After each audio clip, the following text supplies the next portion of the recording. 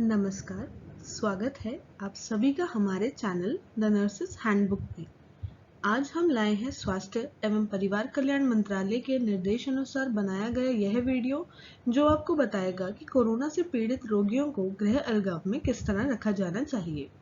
सबसे पहले हम ये जानेंगे कि होम आइसोलेशन की जरूरत किन सबको है और जिन्हें हमें अस्पताल ले जाने की आवश्यकता नहीं है। स्वास्थ्य अधिकारी द्वारा मरीज की स्थिति को माइल्ड या एसिम्प्टोमेटिक केस तय किया जाना चाहिए।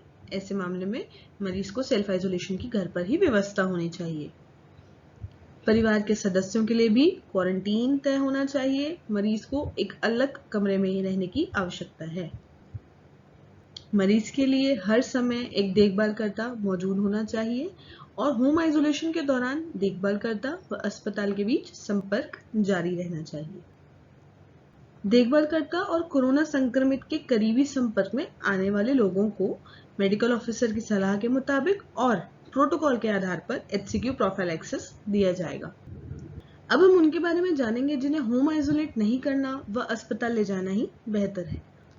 60 वर्ष से अधिक उम्र के लोग और तनाव, डायबिटीज, हृदय रोग, फेफड़े, गुर्दे या जिगर इत्यादि की बीमारी से पीड़ित व वह लोग जिनकी संक्रमण से लड़ने की क्षमता बहुत ही कम होती है, जैसे HIV, कैंसर, अंग प्राप्तकर्ता आदि। इन सभी लोगों को मेडिकल ऑफिसर उचित तरह से जांच करने के बाद गृह अलगाव की अनुमति देंगे। अब हम बात करेंगे उन बातों की जिनका ध्यान रोगी को रखना है। मरीज को हर समय एक अलग कमरे में रहना होगा, घर के बाकी सभी सदस्यों से दूर, खासकर उनसे जिनकी सहरुग्ण स्थिति हो, जैसे मधुमेह, उच्च रक्तचाप, हृदय रोग आदि। रोगी को ऐसे कमरे में रहना चाहिए जिसमें वेंटिलेशन बेहतर हो व ताजी हवा आती रहे। मरीज को हर समय ट्रिपल लेयर वाला मास्क पहनकर रखना चाहिए, जिसे अधिकतम 8 घंटे तक ही लगा सकते हैं। मास्क को खराब होने की स्थिति में समय से पहले फेंका जा सकता है व मरीज और देखभालकर्ता के एक ही कमरे में होने पर N95 मास्क का प्रयोग करना बेहतर है। मास्क को 1% सोडियम हाइपोक्लोराइड से ही विसंक्रमित करने के बाद फेंकें। श्वासन शिष्टाचार का हर समय पालन करें, जैसे खांसते छींकते समय मुंह को ढकना, खाना खाने से पहले हाथ धोना इत्यादि। पर्याप्त आराम करें व अधिक मात्रा में तरल पदार्थ लें ताकि हाइड्रेशन बनी रहे व पोषक तत्व वाला खाना खाएं। 40 सेकंड तक हाथों को समय समय पर साबुन व पानी से धोते रहें या अल्कोहल युक्त सैनिटाइजर से साफ करें। घर में किसी अन्य के साथ अपनी चीजें साझा ना करें। ऐसी चीजें जिन्हें लगातार छुआ जा रहा है उन्हें 1% सोडियम हाइपोक्लोराइड से साफ करें, जैसे मेज, दरवाजों के हैंडल, अलमारी के हैंडल, कुर्सियां इत्यादि। पल्स ऑक्सीमीटर के जरिए खून के ऑक्सीजन की मात्रा का स्वयं निरीक्षण करते रहें। अपने शरीर के तापमान पर निगरानी रखें व बुखार आने पर देखभालकर्ता को सूचित अवश्य करें। यह टेबल दर्शाता है कि किस प्रकार रोगी के बुखार, हार्ट रेट व ऑक्सीजन लेवल का रिकॉर्ड हमें रखना है। अब बात करेंगे उन निर्देशों की जिनका पालन देखभालकर्ता को करना है। हर समय 3 लेयर वाला मास्क पहने व मरीज के साथ एक ही कमरे में होने पर N95 मास्क का प्रयोग करें। मास्क को अपने हाथों से ना छुएं। रोगी की ही तरह अपने मास्क को हर 8 घंटे में बदलें व फेंकने से पहले 1% सोडियम हाइपोक्लोराइड से विसंक्रमित अवश्य करें। अपना चेहरा, नाक, मुंह व आंख इत्यादि को छूने से बचें व प्रत्येक 4 घंटे में मरीज का शारीरिक तापमान व SpO2 का निरीक्षण करते रहें। हाथों की स्वच्छता। साबुन व पानी का इस्तेमाल कर हाथ कम से कम 40 सेकंड तक धोएं या अल्कोहल युक्त सैनिटाइजर से हाथ साफ करें। शौच का इस्तेमाल करने के बाद खाना बनाने और खाने से पहले हाथों को अवश्य स्वच्छ करें। रोगी व उसके आसपास की चीजों को छूने पर दस्ताने पहनने से पहले और उतारने के बाद हाथ अवश्य धोएं। हाथ धोने के बाद हाथ पोंछने के लिए एक डिस्पोजेबल टॉवल का इस्तेमाल करें। यदि उपलब्धि ना हो तो घर का एक साफ तौलिया भी इस्तेमाल किया जा सकता है। अब हम बताएंगे कि रोगी व उसके पर्यावरण के एक्सपोजर से कैसे बचें। दस्ताने पहनने से पहले व उतारने के बाद हाथों को अवश्य धोएं। मरीज के संपर्क में आई चीजें जैसे खाने के बर्तन, तौलिया, कपड़े, चादर इत्यादि के संपर्क में आने से बचें।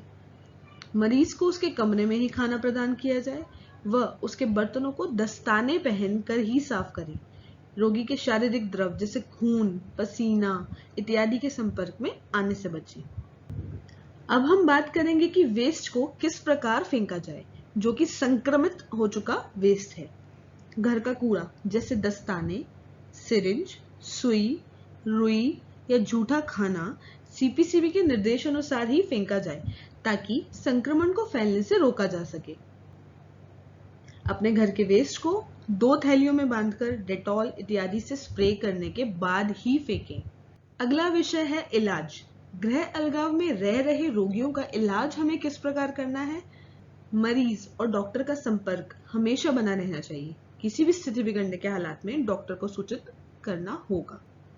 रोगी को अपने लक्षणों के आधार पर उनका उपचार करना चाहिए, जैसे बुखार आने पर पैरासीटामोल लेना, सांस लेने में तकलीफ होने पर भांप लेना व गला खराब होने पर गरारे करना। अगर पैरासीटामोल की अधिकतम डोज जो कि 650 mg है दिन में 4 बार लेने पर भी बुखार आपका नीचे ना आए तो अपने डॉक्टर को अवश्य सूचित करें।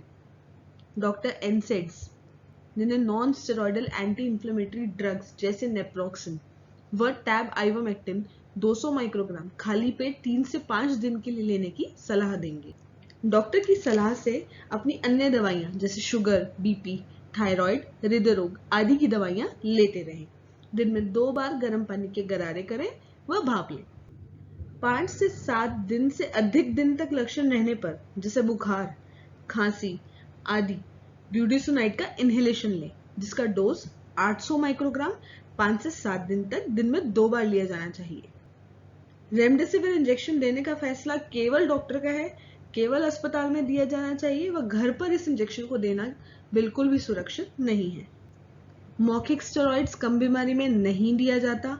लक्षणों के 5 से 7 दिन से ज्यादा रहने पर डॉक्टर को बताएं, वे कम मात्रा में स्टेरॉइड्स लेने की सलाह देंगे। खून में यदि ऑक्सीजन की मात्रा कम हो व सांस लेने में तकलीफ हो तब रोगी को तुरंत अस्पताल ले जाएं। कब अस्पताल ले जाना चाहिए व चिकित्सक ध्यान की जरूरत हमें कब पड़ेगी?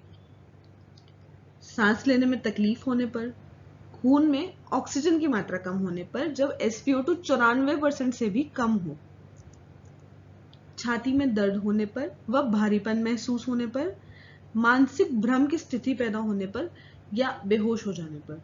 अब यह जान लेते हैं कि व्यक्ति गृह अलगाव से बाहर आने के योग्य कब होता है।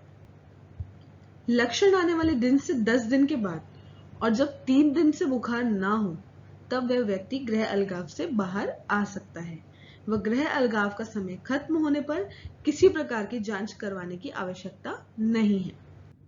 धन्यवाद हमारा वीडियो देखने के लिए। अगर आपको वीडियो पसंद आया कृपया लाइक, शेयर एंड सब्सक्राइब करें।